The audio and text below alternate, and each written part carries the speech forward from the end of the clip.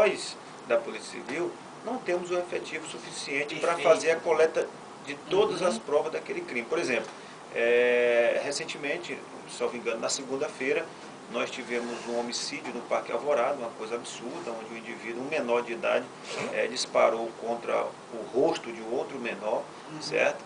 E nós recebemos uma informação do Serviço de Inteligência que esse indivíduo estava tranquilamente no bairro, como se nada tivesse acontecido. E eu entrei em contato com o 3º DP, que é a área que corresponde à circunscrição ali do 3º DP, e a delegada me disse, olha, Cis, nós já estamos com outro homicídio que aconteceu na semana passada e os investigadores estão na rua, como é que eu vou mandar agora prender esse rapaz? Aí foi que eu pedi emprestado da Delegacia de Roubos e Furto, para ir prender esse indivíduo, e graças a Deus nós conseguimos prender e está apresentando. Perfeito. Então, a partir desse exemplo, você percebe a dificuldade. E isso no caso de homicídio, que a gente dá uma prioridade.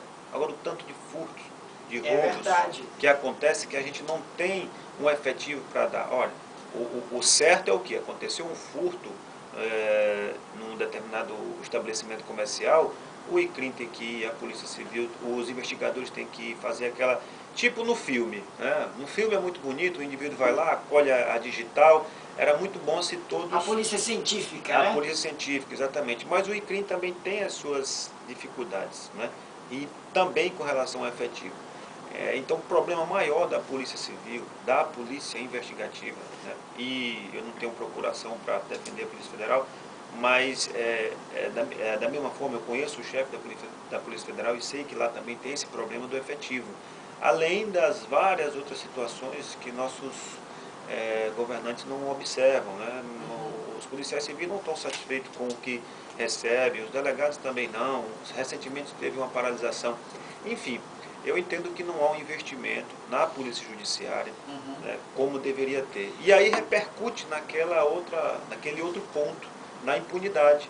Ora, se eu não mando investigar o furto que aconteceu, e o indivíduo sequer é incomodado a ser chamado na delegacia para se explicar, ele vai furtar de novo, entendeu? E o Ministério Público não pode dizer que não fez não pode botar a culpa no Ministério Público, porque o inquérito nem chegou nele. O juiz também não pode dizer que não julgou aquele indivíduo, porque o inquérito nem chegou nele também. E às vezes quando chega Aí quando chega é um outro problema, né? Um outro problema porque eu entendo que essa questão da impunidade ela é muito complexa. Vai da falta de estrutura das polícias, a falta de estrutura das outras instituições e também, sobretudo, a questão das nossas leis. Eu não quero dizer que colocando rigor nas leis, isso vai resolver o problema da violência no Brasil. Mas eu acho que se nós tivéssemos leis, o Código de Processo Penal tivesse menos recursos, né? Se o Código de Processo Penal fosse mais ágil, eu acredito que nós tínhamos pelo menos uma punição, né? E isso evitaria... Menos impunidade. Menos impunidade, é um raciocínio lógico. Agora a gente observa que não existe, né? O Código de Processo Penal, ele dá muitos prazos, né? E os prazos são pequenos, e a estrutura do judiciário também não acompanha. Temos poucos juízes, nós temos poucos promotores também.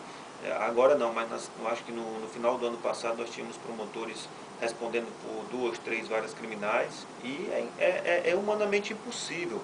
O trabalho do Ministério Público, assim como de todas as instituições que fazem a justiça criminal, é um trabalho minucioso, é uma coisa que você tem que analisar. Não quero dizer que é melhor do que os outros profissionais, mas você está lidando com o segundo bem maior que o ser humano possui, que é a liberdade. E que atinge a todos, né? Atinge a todos, exatamente. Então, essa questão da impunidade, essa sensação de impunidade é muito complexa, mas parte disso, parte da falta de estrutura das polícias. Ah, doutor, mas a gente prende e daqui a pouco está solto. Mas aí também nós temos que não crucificar o promotor, não crucificar o juiz, nós temos que entender que existem leis. E apesar deles terem a autonomia deles, mas eles estão vinculados à lei. O juiz não pode chegar e decretar uma prisão sem que tenha requisitos suficientes. O promotor não pode dar um parecer querendo a prisão se não tem requisitos suficientes. E esses requisitos às vezes são ausentes por falta de estrutura da polícia. Por exemplo, numa conversa que nós tivemos com a imprensa, nós temos aqui traficantes, né, contumazes, que são presos e soltos, e o que acontece? Por causa de um laudo, né, toxicológico, que confirma que se aquilo é cocaína, se é crack ou se é maconha, por aquela ausência, a própria lei diz, se não tem a materialidade do delito, o indivíduo tem que ser solto. Eu estou falando de uma maneira bem geral. Então, a falta de equipamento, a falta do exame, exatamente, pode liberar o cara. E eu tenho consciência, sobretudo nos promotores que eu conheço, que ele fica até o limite, só que esse limite tem um limite também. Ele consegue manter a pessoa presa, aí chega um momento, olha, se o laudo não chegar, eu vou ter que liberar. E o juiz é da mesma forma.